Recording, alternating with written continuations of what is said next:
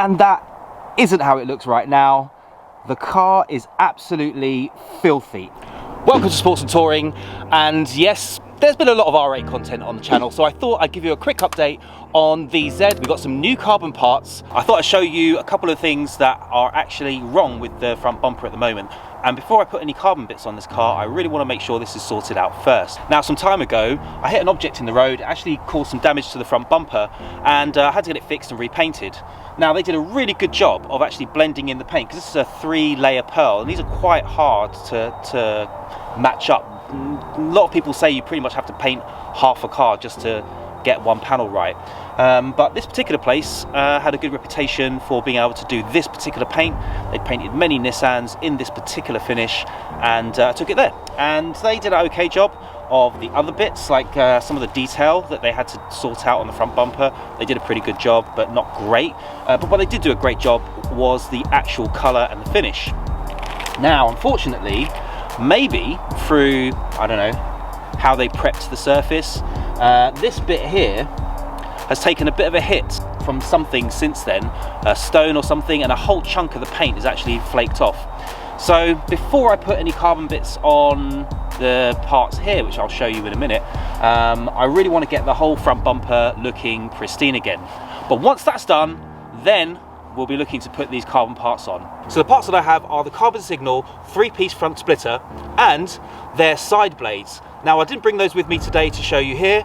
That will save for another video, maybe when we finally get them fitted. But these parts here are the 3-piece front splitter. I've got the side piece and the center piece with me, so I thought I'd show you. Now, this piece actually fits underneath, molded to shape the front bumper. And to go with that is a center piece. So this goes underneath the front bumper. This piece here goes on across the middle, and then there's a matching piece like this, but mirrored for the other side of the car. So I've just put some bubble wrap underneath it, just so you can kind of get a rough idea of how it will kind of look when it's all finished. You can see that it's hanging a little bit lower than it would normally, just because there's a little bit of a gap there, because obviously I'm just propping it up with the bubble wrap at the moment. But it gives you an approximate idea. However, it definitely will be, you know, too low. Even if I come down here, you know, lift that up to where it's meant to be, and you can see there's not a lot of space between that and the ground, so I might have to raise the suspension just a little bit, but not too much. Now, these aren't actually carbon fibre, they're carbon fibre skinned fiberglass. So you can actually see on this side, it's kind of essentially a, well, somewhat solid plastic, and it's been skinned in real carbon fibre. So it's more of a carbon fibre finish, although it's real carbon fibre, that's the key here.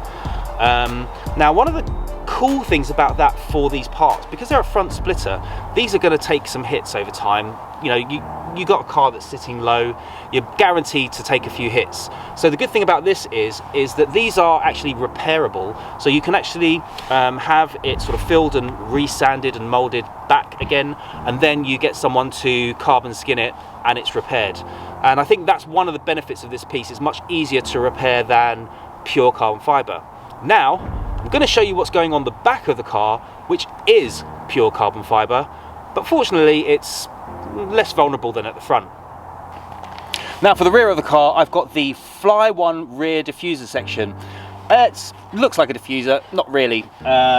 It's really a stick-on part that goes onto the lower valance of the bumper. It's not particularly functional, but it does sit flush with the underneath of the car. But it adds this detail of the fins and fits over the top.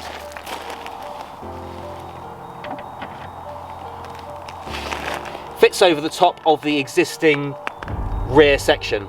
Now, this is done in real carbon fibre. You can see this is much lighter from the other parts, and you can see on the inside this is a, you know, single carbon fibre piece.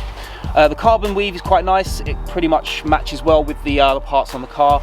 And what I went for was the red Nismo stripe painted. Now, you can buy these parts in the UK.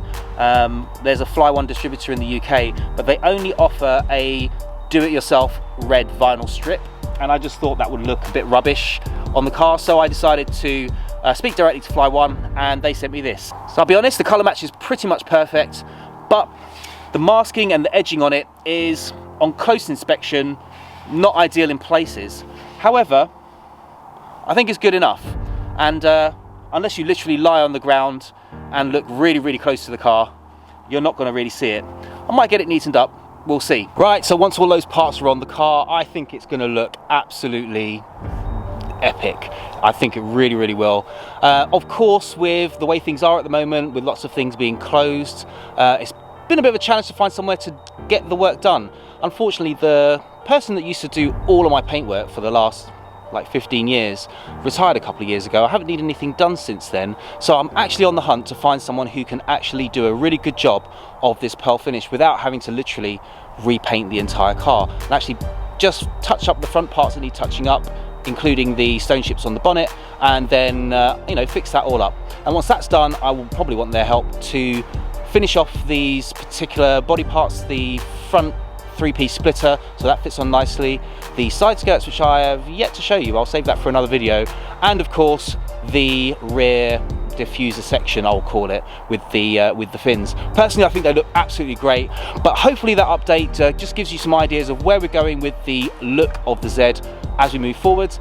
And we've got a few handling updates and maybe some power updates to talk about in the new year, so make sure you give us a thumbs up, hit the subscribe button, hit the bell icon, choose notifications on all videos so you don't miss it, and look out for more content on both the 370Z and the R8 GT Spider.